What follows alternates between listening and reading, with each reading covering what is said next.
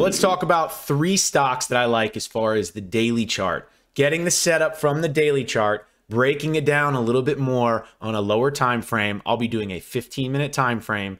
And these setups I think look good going into next week. And I'm not an investor. I'm not a swing trader. By now, everybody should know I'm a scalper. So just using these levels and these stocks to potentially get momentum scalp trades, all of them I like to the upside. So going into next week, if they confirm, I will be taking calls. And if they have that move to the upside like I'm anticipating, then I'm clearly just going to take profits into those quick moves and then rinse and repeat. And that's what I'm trying to do as a short-term option scalper each and every day. So first, let's talk about what the overall market is doing. SPY made a new all-time high. We are in a bull market. The path of least resistance is to the upside. So that's why the 3 stocks that I'm going to be talking about now, focusing to the upside, because I don't want to fight the overall trend, which is clearly higher. Look at this SPY, just continuously grinds higher above the 9 EMA, above the 20 SMA, making a new all-time high. There's no reason to fight that strength. And then same with the Qs. Nice push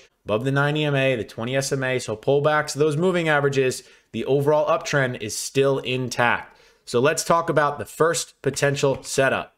It's going to be on Netflix. Now, I don't trade Netflix very often because it can be a little spready as far as the options. It can be very volatile. It's easy to get caught offsides pretty quickly.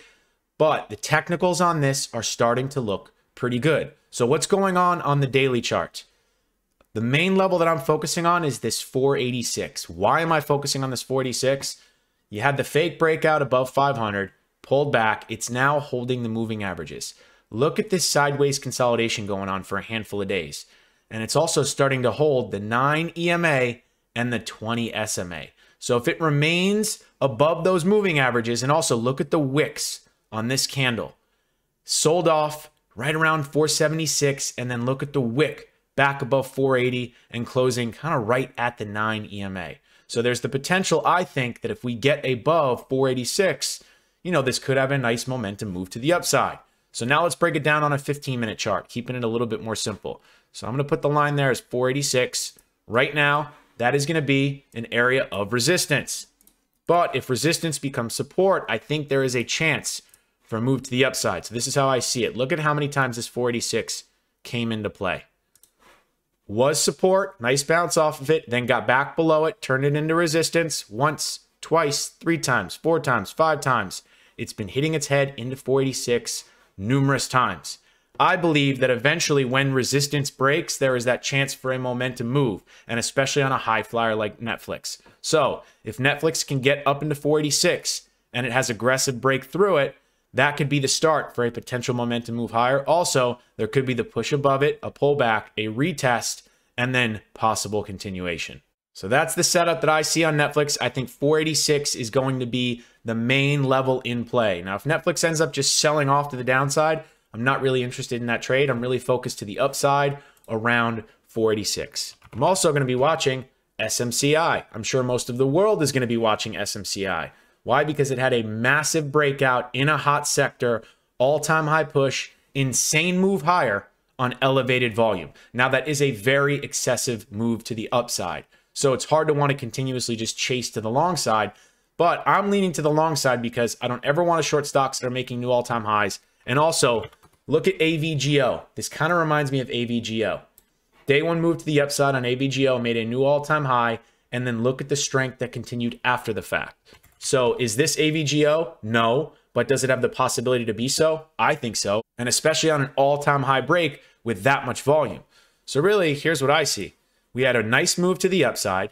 I think any pullback, 420 down to 400, is going to be a massive area of support. And knowing that the high of the prior day, 428.69, that's just going to be new all-time highs, blue sky territory. So if there is a weak open going into next week and there's a pullback into 415, 410, even down to 400, I think that that could be a viable dip for a possible red to green move, and then clear out the high a day from the prior day, 428.69, have a new all-time high for possible second day continuation play. And SMCI is a huge mover, so got to be careful when it comes to trading options, because if it starts going the other way pretty quickly and it doesn't hold 400, it can deteriorate those option premiums pretty quickly. But just looking at the ATR over here to the left, 25.94.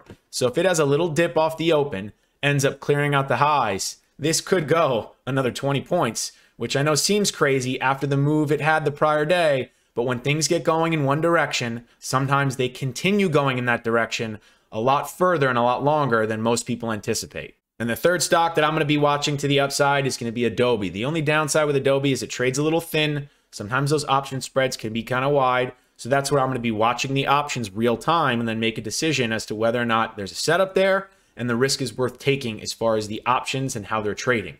But pretty simple setup. So we had a little top right around 611, 612, pulled back aggressively. We are now back up into that level. And if we end up clearing out the high 611 to 612, so what was resistance can become support. So really a second day continuation play, also realizing that it would be clearing out a lot of resistance to the left. But I think the key factor here is that there is an open gap on the daily chart at 618.03.